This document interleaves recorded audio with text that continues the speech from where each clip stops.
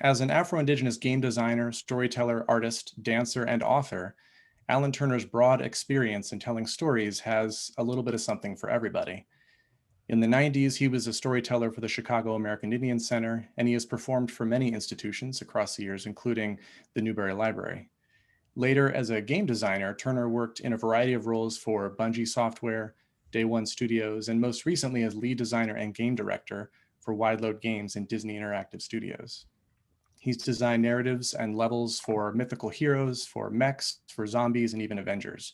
So as I said, a lot out there. Turner has been a professional lecturer in game development and interactive media at the DePaul School of Design for more than a decade, and is currently creative director of the DePaul Originals Game Studio. And as an avid tabletop gamer myself, I was very excited by Turner's creation and publication of the tabletop role-playing game Ehdrigohr, the role-playing game, since 2013, for which Alan focused his design, storytelling, and cultural experience. Ehdrigohr is a dark fantasy game of sorts that draws on folklore from indigenous peoples across the world through a Lakota lens, while also exploring allegorical battles with depression, solitude, identity, and erasure. So I believe I've captured the breadth, although I look forward to hearing more. And with all of that for us to chew on, I'll go ahead and turn it over to our guest for his talk, The Tomorrow That We Dream, a conversation on building worlds and creating narratives in games and play spaces.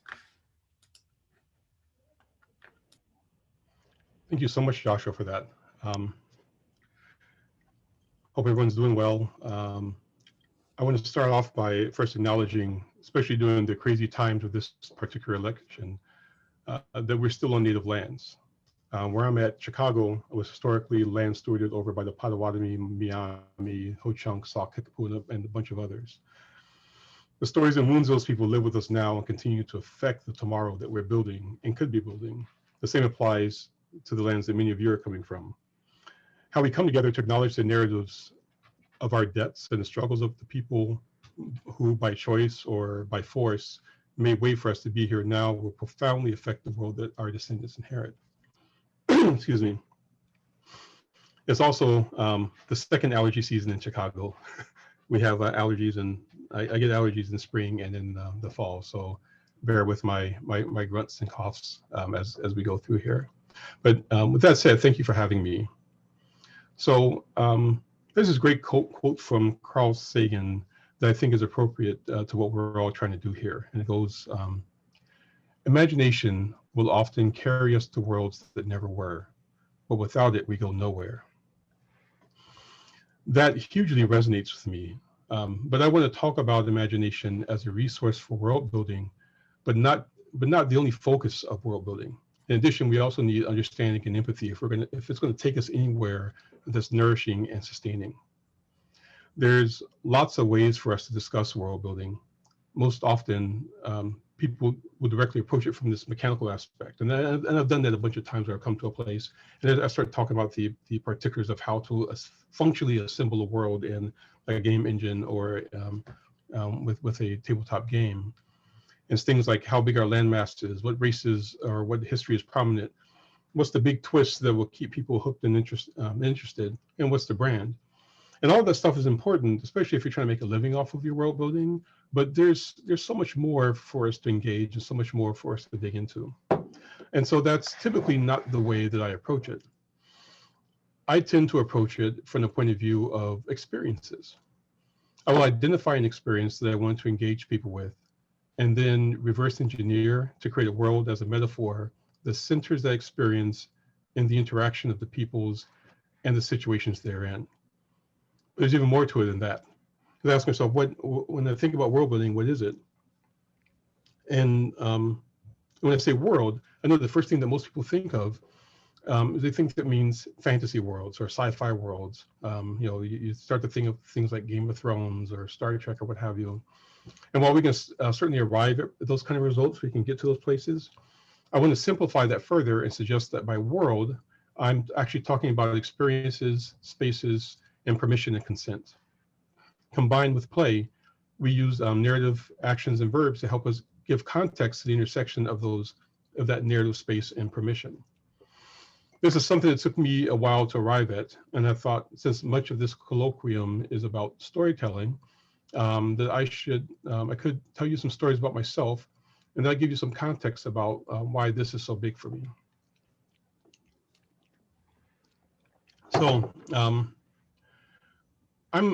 so I guess there's a trigger warning that this does also touch on some child abuse issues.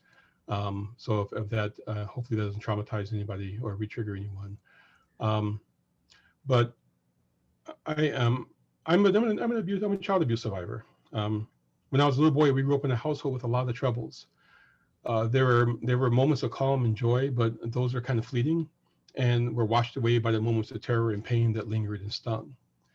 So, and those painful moments threatened. They were powerful, right? They have this capacity. They threaten to kind of terraform my internal ecology, from the kind of unbounded curiosity you have as a little kid to one of fear and anger and hypervigilance and wanting to protect yourself against every danger out there. And on a certain level, it succeeded. Some bits stuck. Some bits left wounds that are still healing. And sometimes those wounds will seep out into the world and catch me off guard. But it could have been much worse. I could have carried my parents' pain and rage and twistiness forward another generation.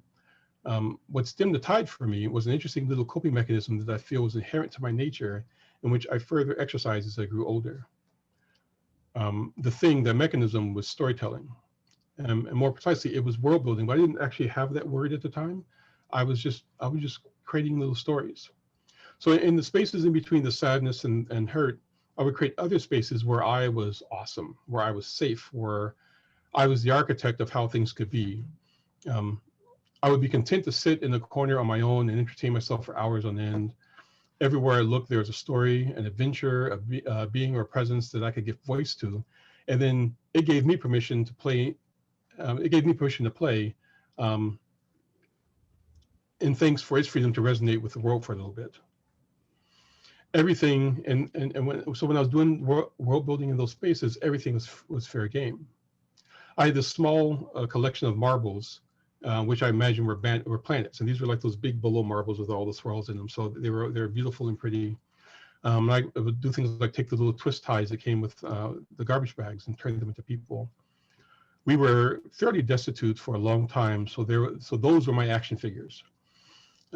Tubes from toilet paper from rolls of toilet paper and from rolls of paper towels. Those are the construction materials for the houses and cities that I would make. That and old shoe boxes and any other sundry items I can get my hands on. I love the blank paper, and I had a particular weakness for scissors, and glue, and that got me into an awful lot of trouble when I was a kid. I got many beatings because I couldn't sit still, and I was always getting my hands on things I shouldn't be and trying to make them into something new. And that's just what I did. It was my nature to just kind of get something, say, oh, you could be all of these things. And I start playing with all those things. And sadly, sometimes I broke it and it kind of blew up in my face. I learned to sew when I was a little boy, only because I wanted to save old socks and then turn those into the stars of these puppet shows that I would do for my sisters. And I did that after I realized that lamb chop. I don't know if anybody in this talk is old enough to remember lamb chop. It was this old puppet from back in the day. But it was a sock puppet. It had begun life as a sock, and I realized, oh, if lamb chop is like that, then I can make my own lamb chop, and then I meet my own characters and whatnot. So when I was denied access to things to create with, I defaulted to my body. My hands, which move around as I talk, those could be any creature that I want it to be. And by any, I mean they were usually dinosaurs. And by dinosaurs, that means they were usually T-Rexes, Brontosauruses, pterodactyls, and Godzillas, because I can make it, that's a pterodactyl, and that's a T-Rex. And so I would sit there in the little corner playing like this little strange child. And they told me to sit still and be quiet at the threat of being hit with woven iron cords thrashing my backs and my arms. I could create whole songs and movies in my head and just totally entertain myself with what I saw in there. I was this never-ending source of narratives and places and characters and motion. And I didn't know it at the time, but that was my therapy, and it was the best kind of therapy for me. Excuse me. So that leads me to what I like to call the winter of the red box. This is one particular winter. my mom took me to Walgreens, a store. The store was Walgreens, which for me was a rare treat because we weren't actually allowed to go outside of the house except for school. So we couldn't play with other kids outside. We couldn't riding bikes and doing all that kind of stuff. All the stuff was forbidden. It was go to school, come home, and sit in the house. My dad had gotten real sick. He had war damage and poisoning from chemical warfare from back in the day, and diabetes, and those things all kind of came together to make this kind of devastating karmic snapback on him. So I was told I had to be, the man, and I was 12 years old, and to accompany and protect my mother on this trek to Walgreens, which is on somewhere down on Blue Island, which is a long street in Chicago. And we were going there to get medicines and a bunch of stuff. In addition, it was also almost my birthday.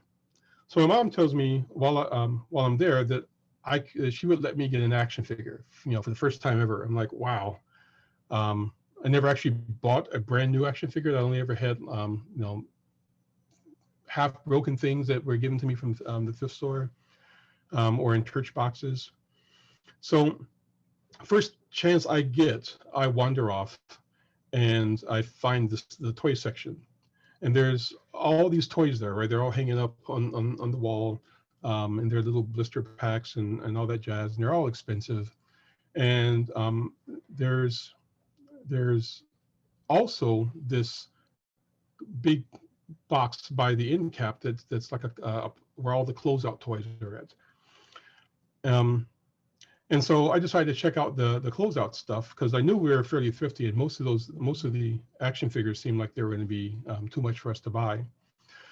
So in this closeout pile, which is overflowing with all kinds of weird little cheap tchotchkes and knockoffs of other big brand stuff, I spied this red box that seemed to be really bright in this big box, this pool of muted colors. So I dig it out of the pile. And what I find, I just consider it to be a gateway. It was this big, brilliant red gateway. And in that gateway was a mighty dragon with red scales. And it was lunging out from the top of a pile of gold. And between me and the dragon was this warrior who's clearing the way, wearing armor that wasn't actually very pragmatic. So I'm sitting there and I'm looking at this box and I can imagine this warrior looking over their shoulder while they're fighting the dragon, blocking blasts of flames from the dragon's mouth. And it said to me in my head, "Hey, loser, come on, get in. We got a world to save and we need you to do it." So what I had in my hands was at the time the much feared Dungeons and Dragons, the basic set, the box set. This is around 1983. So I grabbed the box, I held onto it like I found the Holy Grail, and I quietly made my way back to the cart and slipped it into the shopping cart. And I thought I was crafty and slick about it, but my mom, who maintained a running count of everything in her cart, it was magical how she could do that. She noticed it immediately and told me to put it back. And I begged her, and I'm like, "No, Mom, no, please let me have it. You said I could have a thing." And we went back and forth, and then she says, "It's the devil. This game is the devil." And I'm like, no, it's dragons. It's all about dragons. She said, and then she goes, she heard that it makes kids worship demons. And I said, "Nope, you're a good guy and you fight bad stuff." I read an article about it in a magazine, and it was like a choose your own adventure book.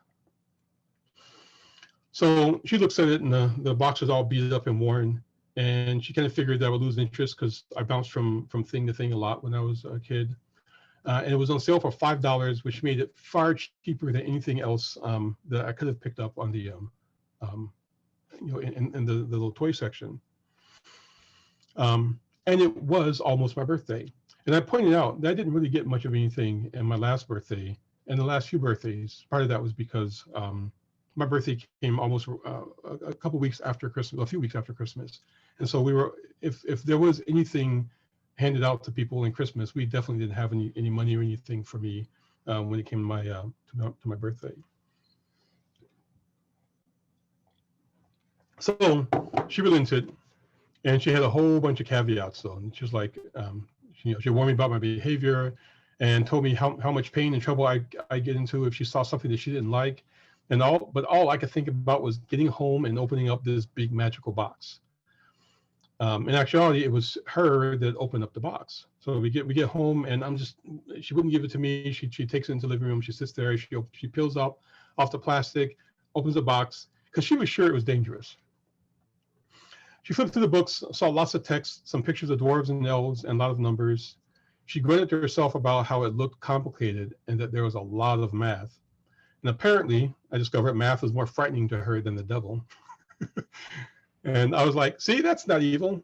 And I wanted her to hand it over so bad, I thought I was going to pee my pants. So eventually, she gives it to me, and I run off to a corner of the house, and I just devour this thing. And my brain is just exploding. There's all this stuff happening. And basically, my life changed that day. I realized that I had in my hands the power to create worlds, whole worlds, for real. I quickly learned one of the first rules of creating worlds that are meant for people to interact with. You actually need other people. I needed people to play with, and they were hard to come by when you're basically a prisoner in your home. So I asked my sisters, and being sisters, they're like, ew, and they called me weird, and they did that about most other things too. So that was okay. That's just what they did. My dad ignored me as he watched Bonanza and cleaned infections in his slowly eroding foot. And eventually, I talked my mom into playing one of the adventures, and I did so under the auspices of that she really needed to know that the game was safe. She talked so much about how bad this thing was. I wanted her to know that it was actually safe for me. So she sits down. I tried to get her to make a character. That was too complicated, so I gave her a character. And she wound up battling some goblins and a giant spider. And for the most part, I had no idea what was going on most of the time. But eventually, she pronounced that this was far too ridiculous and nerdy to be devil worship, and told me to go play by myself. And then she left. And so that was kind of the beginning of my love affair with world building. It was my boon companion through high school. I was this nerd who loved computers, sci-fi, fantasy, all that kind of stuff. I was thin as a rail, 6 feet tall and growing. And high school was this huge culture shock, and the games gave me this bubble to retreat to.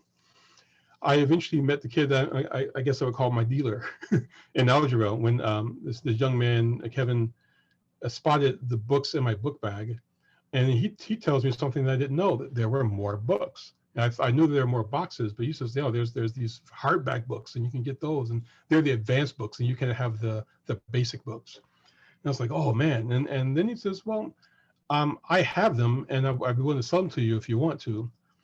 So I'm like, hell yeah. And what I do is I began to save the little bits of lunch money that I had until I would get enough to buy a book from Kevin. And I would buy the book, and so I slowly bought off the Player's Handbook, the Dungeon Master's Guide, the Monster Manual, and my head blew up even more. He eventually met this other kid who had the old chainmail box set, and I bought that too. And in the meantime, and during lunch, I begged food off of the other nerdy kids that I sat with at lunch. And I showed them the fruits of my sacrifice. It was like we would sit there and page over monsters and places and magic spells and all that stuff. And we were all enraptured by the possibilities. Those are like my Stranger Things band, right? This group of kids became my first adventuring party. We'd sit in the gym after lunch during intramurals and play adventures. Eventually, that even bled into physics class. We would sit in the back of physics, and then in the back of pre-calculus, and we played Dungeons and Dragons. I had tapped this vein of unending permission to create, and I was overflowing. I drew pictures of everything. I wrote stories and drew maps, which filled my trapper keepers, which was supposed to hold on to my homework. But that homework instead wound up stuffed in the books and wadded up in the bottom of my book bag. So while I was doing that stuff, I felt alive and powerful for the first time ever. So let's talk a little bit about what was happening for me there. So the first piece of it is what I feel is about permission. So creating was a permission space for me. And the process of world building gave me access to a process for making bonds with people and with myself. I had a million characters in me, and I wanted to give them all a place of purchase in the space that was mine. It was this direct conduit into the nourishing juices of fantasy. You know, every time I dipped into fantasy, I felt healthier and stronger. I got to be noble or wicked or talented or dexterous and all sorts of other things. I got to step outside of the constraints that were around me every day. It gave me permission to be myself and permission to imagine. And while this was awesome, I rapidly recognized that much of my existence didn't really show up in the rules and allowances of the game. I was trying very, very hard to fit into the mold that it set, but I realized that there was more. And so I quickly outgrew D&D as a young person because of all the restrictions the structure placed on how I was allowed to imagine. And as soon as I got my first job working at a local YMCA as a youth worker, I spent my extra money buying more books and more games. So that's the permission thing. I'm just going to hang that in the air for a second and come back to it. So then I want to talk about space. When we engage in world building, the first thing that we have to do is make space. That's the most magical part to me. In whatever situation you're in, you can open up this portal and instantly create this psychological pocket dimension where you have, which you have to then populate with stuff. But in the instant of creation, it has this wonderful blankness that beckons you to lie in it and wallow about in it for a minute. It's not unlike getting your first apartment, which is what I totally did when I got my first apartment. I just kind of laid on the floor and just kind of thought about all the awesome stuff that can happen in this apartment. Wallowing in the space is very much, to me, about attuning to it, feeling what it has to offer and feeling what it needs. So many times we start off world building, we do it by using templates. This other stuff that's already been told to us and preset for us. And we already have these tried and true narratives or tropes that we fill those templates with.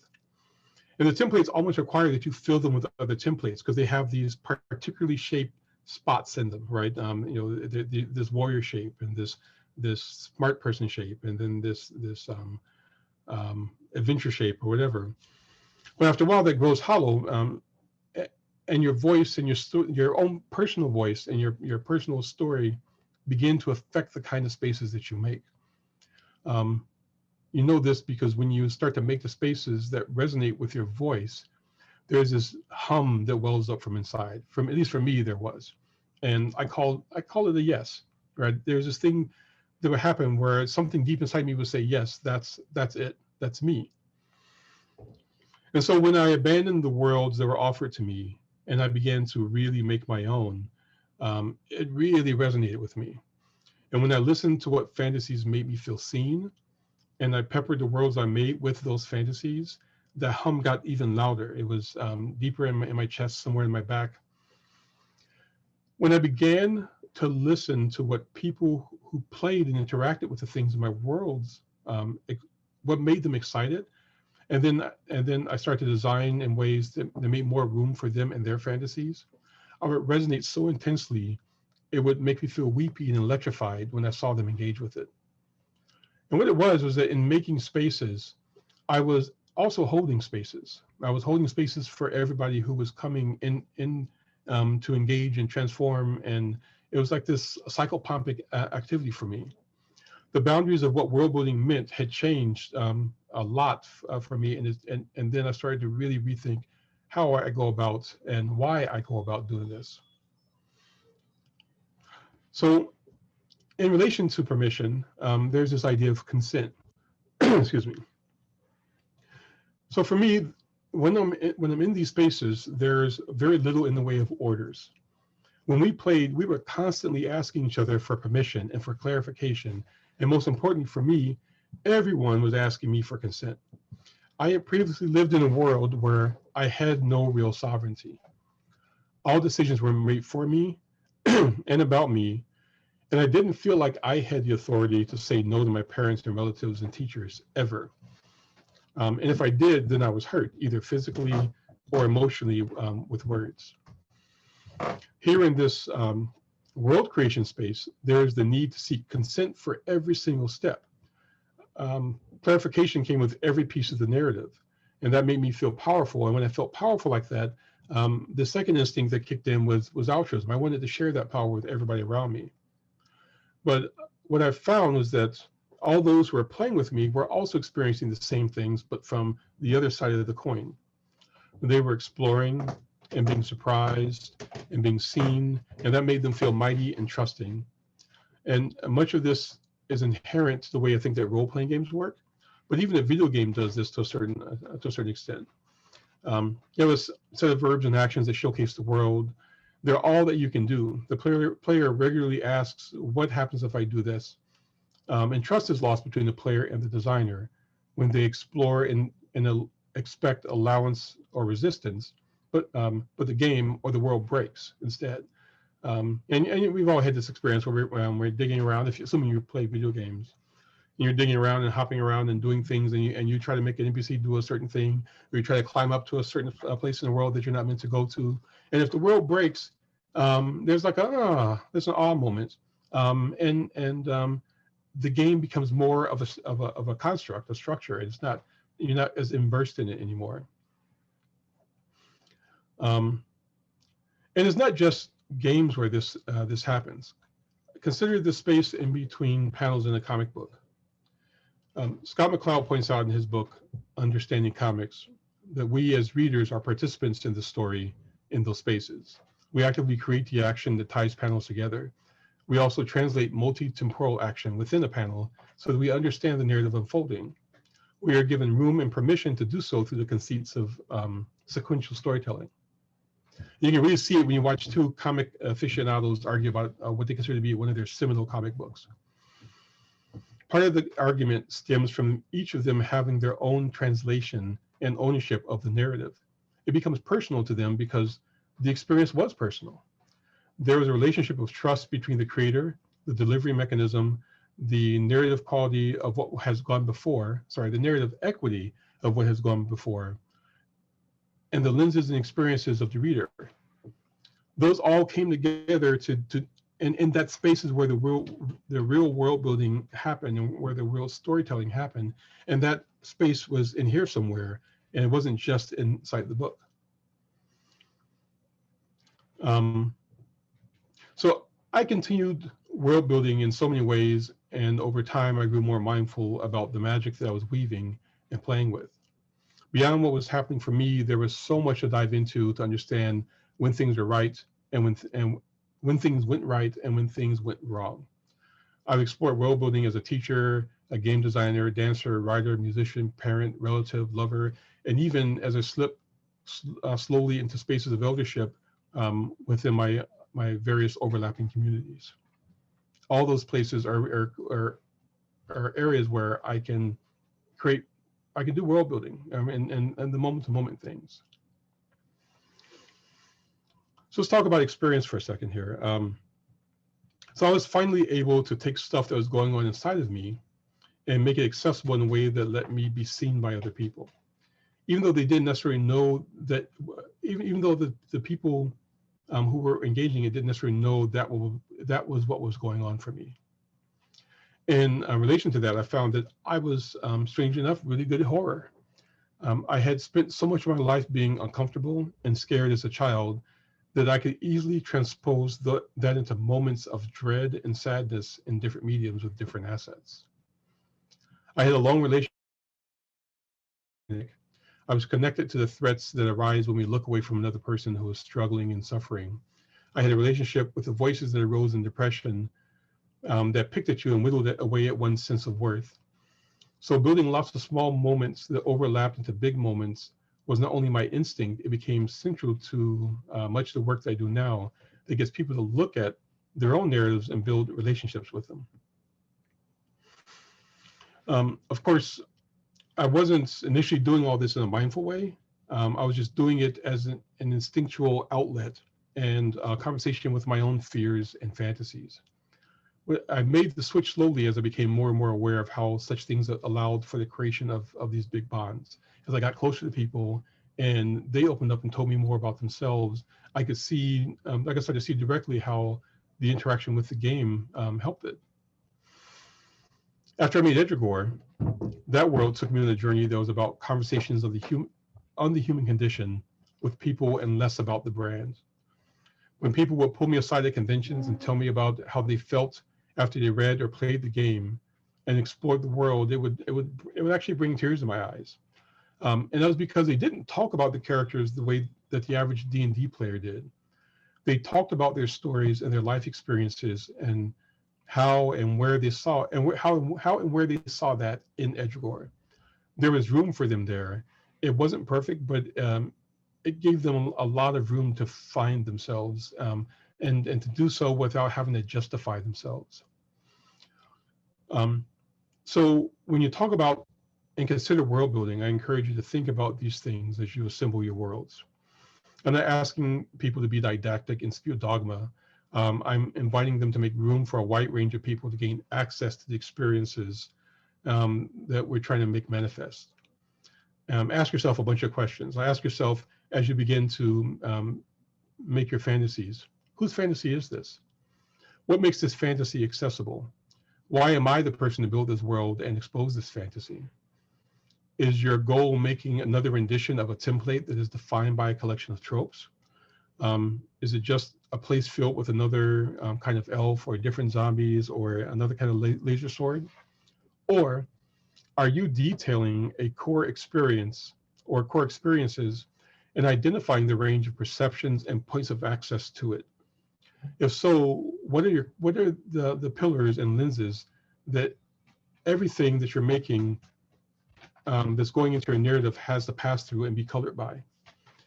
The experiential approach opens up this playground of empathy and vulnerability because you have to learn so much about people to create spaces for people.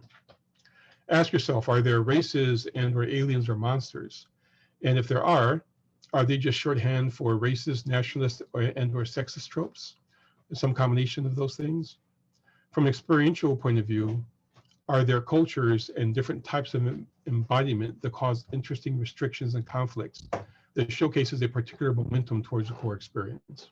And so to me, that's very much different from having just a bunch of different races to say that, hey, we have the cultures and that causes restriction. There are different body types. There are different needs, there are different emotional needs, and all of these things overlapping cause interesting conflict that you can be a part of.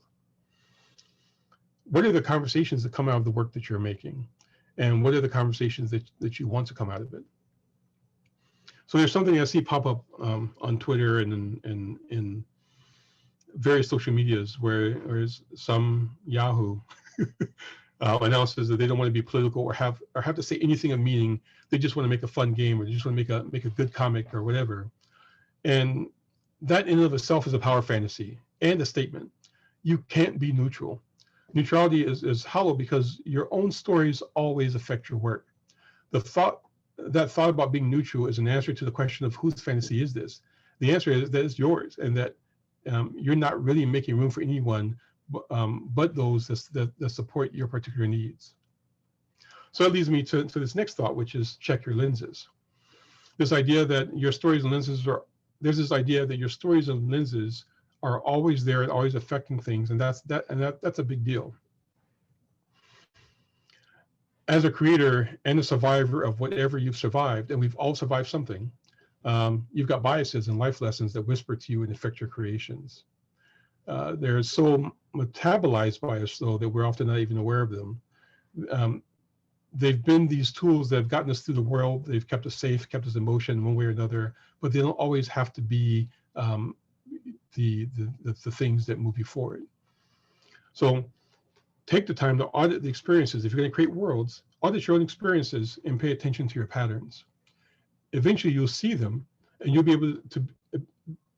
able to begin to alternately relax and intensify them as needed. You'll be able to pull them up, like when you're in the eye doctor's chair, and they're checking your eyes and asking you if this is better or that's better.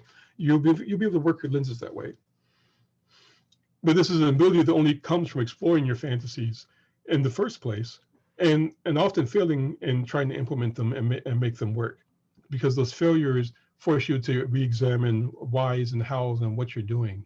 And eventually, after you pan your failures for gold, you're going to find something sparkly and you're going to make it work. So again, there's no neutrality. One way or another, you're still making room. The question becomes, with your lenses, who are you making room for? Are you making more room for the status quo, dogma, racism, and intolerance? Or are you making room for a diverse perspective, nuance, and evolving stories? So for me, this idea of experience translates into perceptions and sensations, and creating opportunities and points of access to let other people engage them on a certain level.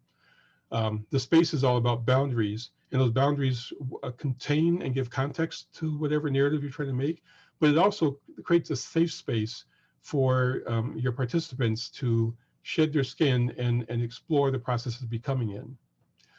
The permission is all about this capacity to act on and receive action in a way that centers trust, even if we're engaging subjects that are uncomfortable. When we set out to build a world, we are creating an opportunity. This opportunity allows us to bring a person into a bounded ecology, give them permission to engage it and move in certain ways, and they give us permission to show them things that they can act on and move in certain ways, and then we just dance. And so when I say act, I'm actually referring to a range of things. Acting can happen when we're reading or viewing or listening or doing. It's just that whole engagement is what's important. And so I just want to end on there's a fourth thing that happens in the space of world building. I'm going to call this visibility. And this fourth piece, it's important when we discuss world building from the context of inclusivity and survivance. People in marginalized spaces are struggling to be seen every day. When we erase them in our works, that's a violent act that they have to push back against to participate. That doesn't mean that you have to write in every single type of person, but you can make room. You can make room in your story that allows a marginalized person to explore your world and not feel as if they have to start by pretending to be you and assume engagement with a narrative from whatever privilege that you've been writing from. So a good example of that for me is I love the old Chaosium Call of Cthulhu role-playing game, but I don't have a great love of H.P. Lovecraft, Cthulhu Mythos, all that stuff. And part of the issue was that all of those things are written from the point of view of privileged white men for the most part. And so to play on it and have freedom to explore the world and do what you need to do, you basically have to play a privileged white person. And if you want to actually engage the world of the 1920s as the game is set in and play a person of color, there's a whole other layer of horror that exists that a lot of people are just uncomfortable in engaging.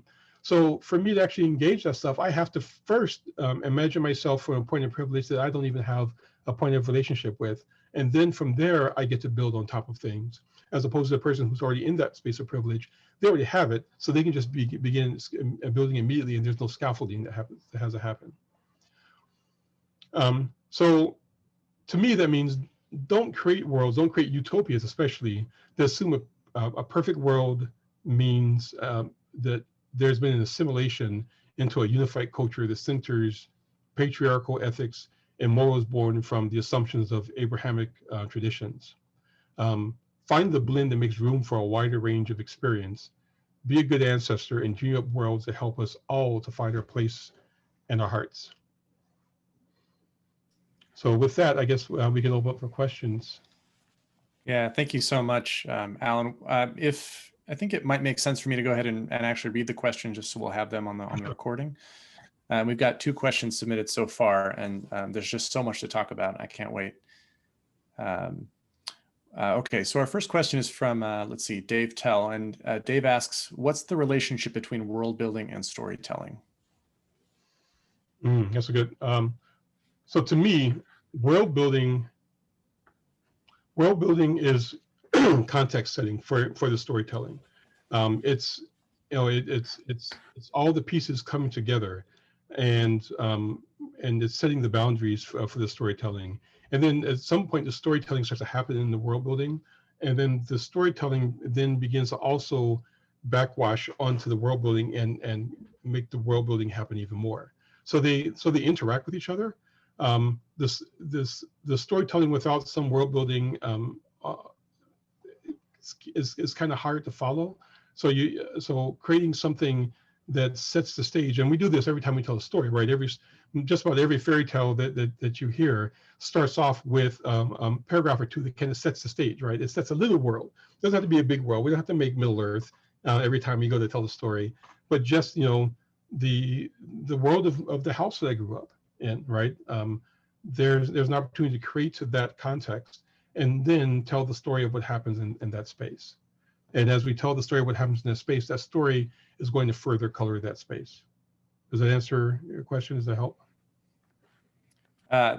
Yeah, I mean, that sounds wonderful to think about the different layers too of world building and all of their relationship to storytelling as you kind of lay it out. And I suppose that we can have anybody respond in the chat as well, or in the Q&A portion if they'd like additional commentary on their questions. Why don't we go ahead and move to Katie Conrad's question. So Katie writes, thank you so much for an engaging talk. I'm watching and listening to this with my 13-year-old daughter, who is very interested in world building, narrative, character, and game design. Could you talk a little about your path to your career in terms of education and the jobs that led to where you are today? And could you also talk about the career options that are available for someone with interests similar to your own? Yeah. So I actually have a talk for some of this stuff that I do with some of my early game design classes, and it's basically a skill tree. I did so many things. I bounced from idea to idea. I think at the end of the day, I was always following this urge. So I was doing two things. I was following this urge to actually pay my bills and not be homeless. And then I was following this urge to find ways to connect to and work with people. And so for much of my life, I was a youth worker, social worker, in my younger years. I eventually got into a space where I was doing freelance storytelling and freelance tech support. What's the rest of this question? And then what would happen with every time I did one of these jobs, I would find a gem. I would find a piece of gold in there, and I would take it with me to the next one. So my early times in high school doing role-playing games helped me with my youth work, because I was able to use role-playing games to engage my kids. Working with that allowed me to move into a space where I was doing teaching, and so I was doing like GED stuff and whatnot, and that helped me to learn to understand how to listen to people and receive what their needs are, and then make space for those needs and talk with them. I like to think of it like a house where I'm trying to deliver a package, and the door is locked, not because it's necessarily doesn't want me in. It's just it's just not really a door.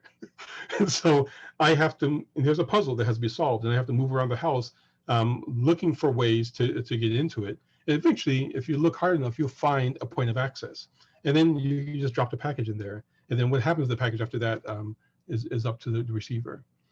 And as far as career options available to people, was available to someone with interests similar to my own, there's so many.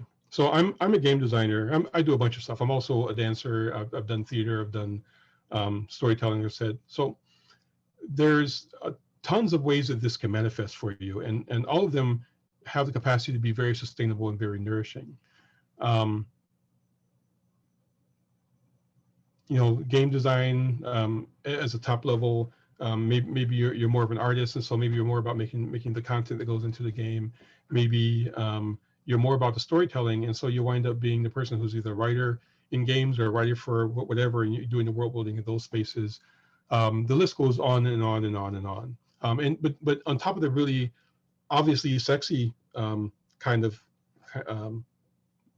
career options, there's like the stuff that's cascades. And so if you're thinking about doing game design, but don't really want to get too deep into that world, a lot of the same stuff that goes into making a level could also go into making art installations. It could go into museum installations and setup, architectural walkthroughs. So what's great about, I think, this whole world building skill set is that it becomes a superset of all this other stuff. So when one thing kind of runs out of juice for you, you can kind of make a sideways or a vertical hop to the next thing. And feel free to reach out, and I can give you more thoughts depending on where your child is at right now and where they're thinking about going, or where you think they're thinking about going. Yeah, that'd be great. Okay, why don't we go ahead and move to Avery Delaney's question. Avery asks, could you maybe tell us some of your favorite examples of world building and why those are favorites of yours? Favorite examples of world building. Okay, so the one that really jumps out for me is in terms of video games, there's Shadow of the Colossus. And what's great about that to me is because of the experiential nature of this game. They've got this big open world game that's filled with just stuff, right? And you're wandering through the stuff, but it's a very, very quiet and lonely world. And you move through this quiet world of subdued hues until you find one of the colossi. And then you have to violently engage with this thing and end it. and in a moment when you engage with it, that's the first time you go from your silence to like all this sound and all this music and all this magnificent stuff, and then you bring more silence to the world. And so in your quest to engage these things, you're making the world this quieter and quieter space, and becomes so solemn and sad. And it's like, man, that's a wonderfully depressing game. But beyond that, I'm a huge fan of a lot of the Studio Ghibli stuff, and that's mostly because of the attention to particulars that happens there. It's not just the world building that's happening in the conversations characters are having, but it's happening in the secondary actions. It's happening in the clothing of the people, and there's like this quiet respect that most people in those worlds have for the world they're in. Right? They kind of have this sense of where they belong. And sometimes the things that are causing trouble are people who are trying to move from where they thought they belonged into where they now know that they belong, and that flips the tables in so many things. But everything really is engaged in these respectful ways, and ways that leave your mind tickled, and it's like you're rolling this awesome piece of candy around in the back of your head after you watched it, and you're left with all these what ifs. And they even engage stuff that just kind of, it might be really uncomfortable for other people, like Spirited Away, you're in a bathhouse. And there's a lot of stuff going on. If you really stop and pay attention to what and who No Face is, wow. Right? But we're able to engage it and see the story. And what's interesting about that is it allows us to engage the character No Face as a person of needs and nuances, and not just as a bad person who needs to be cast away because of where he's at and what he's doing, right? So I love a lot of that. So we've got a lot of questions coming in. I'm going to try to get to them in order. It looks like we have another world building question from Joey Orr. He asks, if world building is more interesting and useful if it's related to core experience, is sharing core experience at the center of your work? Yes. That's it. That's pretty straightforward, yeah. It's so sharing core experience is at the center of my work, but not beating people over the head with it. All right. So it's one of the reasons that I have when my kids were young and we used to try to do educational video games with them, and they play games like Reader Rabbit and whatnot. I'd invariably just get so angry with these games because they were so busy trying to hit a formula and trying to drive things home that was distracting and actually kept people from learning. But I like to think of games that really engage the core experience as a type of parable, right? And so the parable is there and is given to you. It's a parable or it's a cone. It's given to you. You engage it, and then you spend time unraveling it. And as you unravel it, you metabolize it, and then it becomes owned by you, and you get a certain level of agency and relationship with it. Yeah, that reminds me of, I think toward the end of your talk, you spoke about what seemed to be like an invitation that world building offers, right? That it invites people into that space. So yes, absolutely. Okay, so we've got a question from Sylvia Fernandez. She asks, could you talk to us about capitalism in designing games, Oh. if this has been a limitation in your world, particularly with what the game industries are giving preference to? So Sounds like a big question. that's a big question. So I will say right now that I am lucky. So I have a day job, and because I have a day job, which is teaching, that gives me room to explore. And I'm teaching at a university, right? So that in and of itself is this nice little bubble that protects me from so much of the world. But it gives me the freedom to explore and do things and not have to do it from a, I don't have to design from a point of business decisions, which is, I've had that experience when I worked in some of the bigger companies.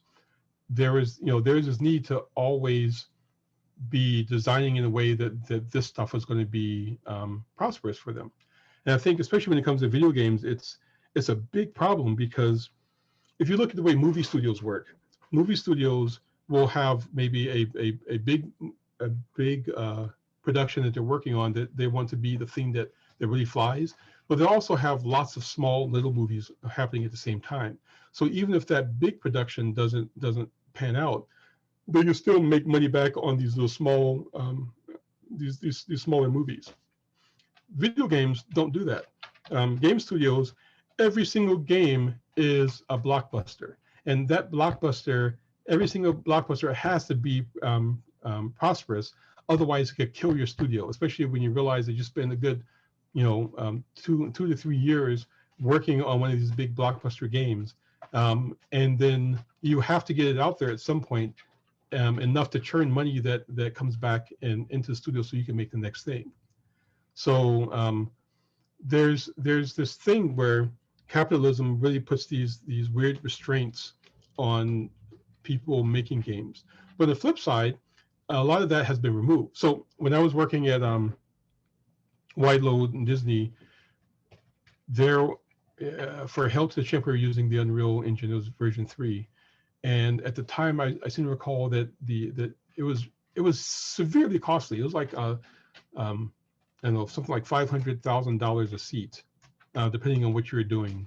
And we had a small studio, so we had a bunch of seats, but that was a chunk of change. We're talking a couple $1 million, a few $1 million actually, to get access to the engine to make things. That's like around 2008. Fast forward to now, and Unreal is free and freely accessible, free to download. You can get the source code. Unity, another game engine, is freely accessible. There's all these game engines that realize that if they're going to make their money off of selling the engine and selling support for the engine, then actually if they're going to make their money off of the engine itself, they can't have these huge barriers to the engine, because they need a momentum of people who are actively using it. And if the only people who can use it are the rich people, then we're making the same games over and over again, and that can profoundly affect people's perception of what the game engines can do. So there's been this democratizing of tools. We've got Blender. The capacity to make a game is the barriers are really, really low. But the capacity to get it out there into the world, the barriers can be be considerably higher, because while you're making it, you still have to put food on the table. So there's that balance to engage. But if you want to make something, there's nothing stopping you from beginning. It's just the finishing that's the troublesome bit. All right. Well, looks like we're about out of time. We have, I think, 1 or 2 other questions or comments. Would you like to address them? Okay.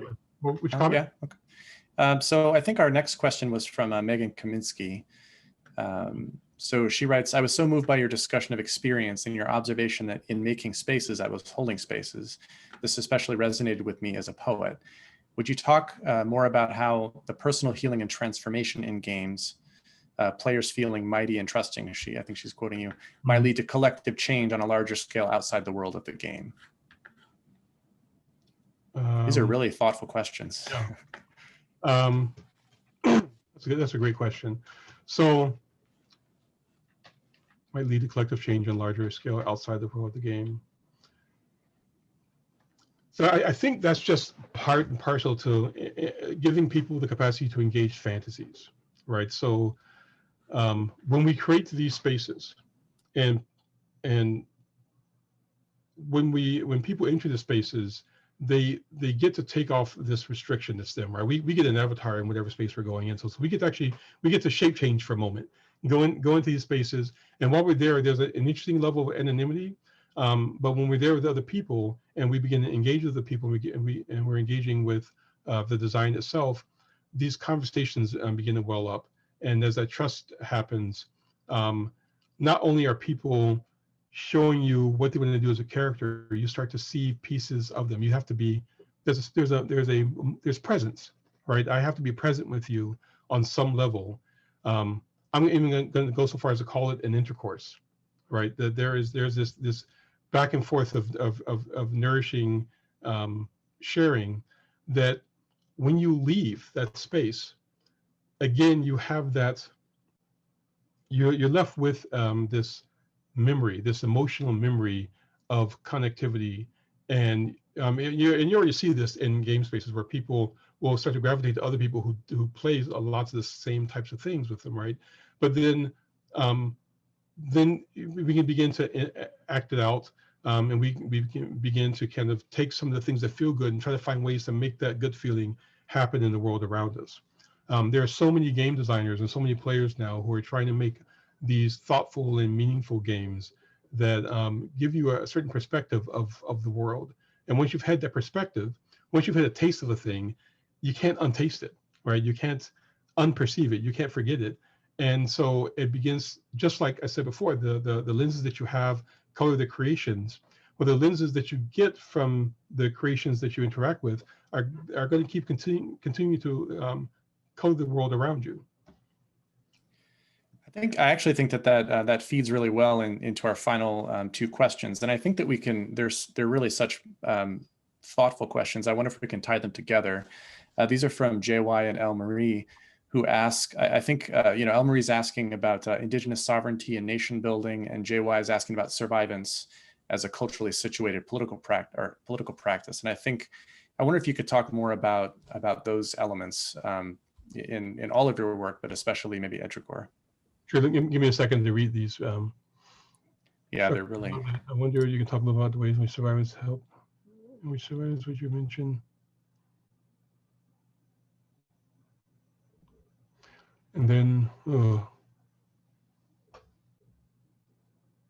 nation building.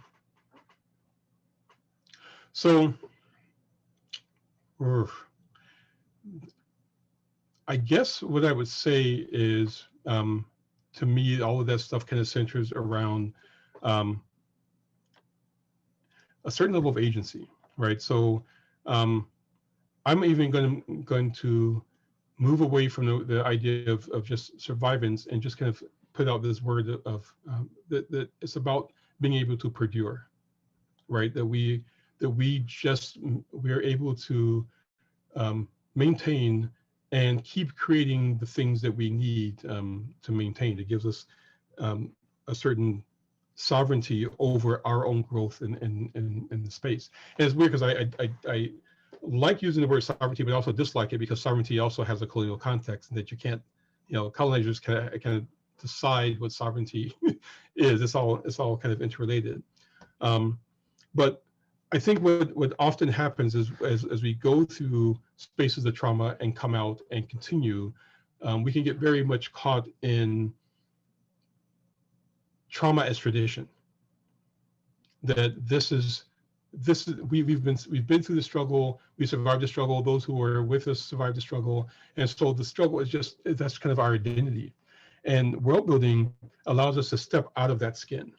World building says, well, that's where we are now, and it's something I talk to my kids often about, because it also leads to me, and this is also an answer to another answer to the previous question.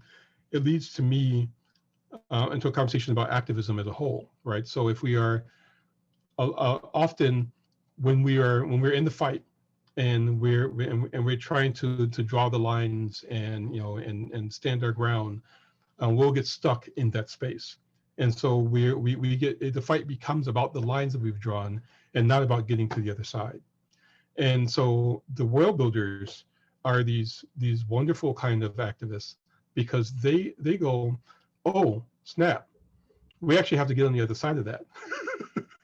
and then they begin the conversation about, well, what does it look like on the other side? I mean, there are these people that I really despise, but I need to, and they've hurt me an awful lot, but we all need to get on the other side of this line. So what does the other side of that line look like? What does the world look like, where we've addressed these problems, and what kind of world has that created where these problems either don't exist or aren't as influential forces on us, and we can now start to create new ways to move and live through the world. So it doesn't have to be about the pain that has been. It's about the life that's coming. That's a phenomenal way to think about activism, as a kind of imagining, right, a world. That's just wonderful. Okay, well, I would like to, I guess, on behalf of IDRH, thank everybody. And Brian, I don't know if you have any closing comments that you'd like to make. And thank you again, Alan, for joining us. It's wonderful. You're welcome. Thank you. Thank you for having me. And I want to comment that earlier on, you guys called me, y'all called me Dr. Turner. I'm not a doctor. I'm just a dude. So. Well, thank you, Alan, so much. That was a wonderful talk. And I know a few of us will see you tomorrow for your workshop. We're really looking forward to that. Thanks a lot, Joshua, for hosting this. And thank you, everyone, for attending. And I am going to click end meeting here, and you will all disappear so quickly. But we really appreciated your time, and thank you all for coming. So. Thank you so much. I appreciate it. Thank you.